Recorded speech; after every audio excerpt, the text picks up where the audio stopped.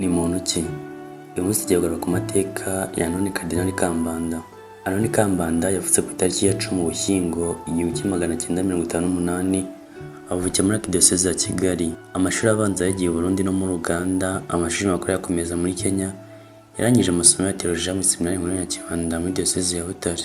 Mu ruzinduko rwamaze iminsi ibiri, Papa Yohani Paul wa II yagiriye mu Rwanda mu 1990 ku 8 Nzeri, nibwo yahaye sacerdote wa diakoni 31 mu misa yabereye imbare ni mu murenge wa Shyogwe mu karere ka Muhanga. Bari 25 bo mu Rwanda na 6 muri Repubulika Iharanira Demokarasi ya Kongo. Benshi muri bo ubu ntibakiriho, ariko mu bakiriho harimo 2 babaye abasenyeri. Abo ni Arkiyepiskopi wa Kigali Anoni Kambanda n'umushumba wa Diocese ya Ruhengeri Musenyeri Harerimana Vincent. Agiye guhabwa sacerdote Musenyeri Kambanda yatangiriye ubutumwa bwe nk'umwarimu akaba n'ushinzwe amasomo mu seminari nto ya Ndera i Kigali. Kuva mu 1993 kugeza mu 1999 yagiye gukomereza amasomo muri kaminuza i Roma, ahakora umunyabushobozi zanditse muri teolojiya. Kuva mu 1999 kugeza 2005 yabaye umuyobozi wa Caritas ya Archdiocese ya Kigali, aba n'umuyobozi wa Komisiyo y'Ubutabera n'Amahoro muri Archdiocese ya Kigali. Yayifatanyaga no kwigisha mu seminari nkuru ya Kibanda, akaba n'umuyobozi wa Roho mu seminari nkuru ya Rutongo. Kuva 2005 kugeza 2006 yabaye umuyobozi wa seminari nkuru ya Kabgayi. Muri 2006 kugeza 2013 yagizwe umuyobozi wa seminari nkuru ya Kibanda. Ku itariki ya 3 Gicurasi 2013 nibwo Papa Francis yamutoreye kuba umuyobozi wa Diocese ya Kibungo. Intego ye ni Ultima Vita Habeant, bivuze ngo bagire ubuzima. Mu Gushyingo ya 18 nibwo umushumba wa Kiliziya Gatolika ku isi Papa Francis yemereye Musenyeri Tade Ntihinyurwa wayoboraga Diocese ya Kigali kujya mu kiruhuko cy'izabukuru, amusimbuza Musenyeri Kambanda Anoni wanayoboraga Diocese ya Kibungo.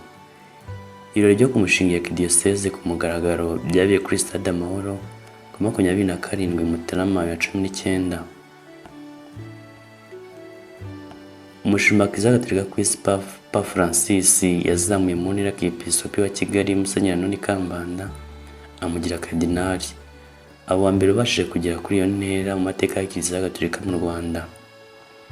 Ibi byatangajwe nyuma y'isengesho riswe nka Angelus ryasomwe ku rubuga rwa Mutagatifu Petero i Roma ku 25 Ukwakira 2020 Isita, nibwo Papa Francis yifashishije idirishya ry'ingoro ye yasinye mu ijwi riranguruye amazina y'Episkopi 13 bagizwe ba Karidinali barimo Musenyeri Anoni Kambanda.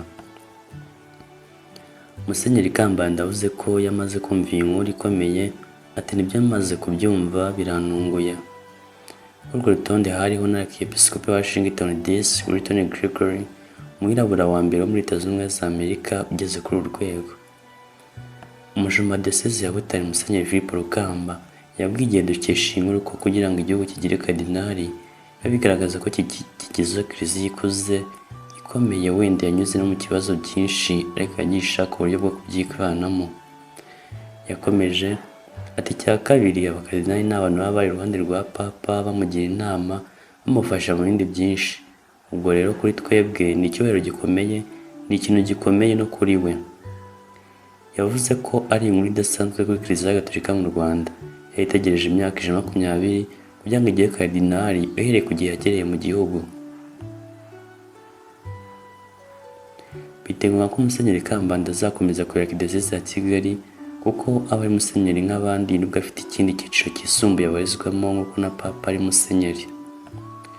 Kugira ngo umuntu abe Karidinali mu bushake bwite bwa Papa, kuko nta tora ribaho, bigakorwa mu busesenguzi bwe, akitoranyiriza amufasha. Ba Karidinali nibo batora ba Papa, bavuga ko buri Karidinali aba ari umukandida. Musenyeri Rukamba yakomeje ati ni ikintu cyiza, ni ukuvuga ko ari icyubahiro bahaye icyo gihugu, ni ukuvuga ko aba ari umuntu mukuru ubonetse muri icyo gihugu, uhura na Papa, uvugana nawe, umugira inama, ni ikintu gikomeye.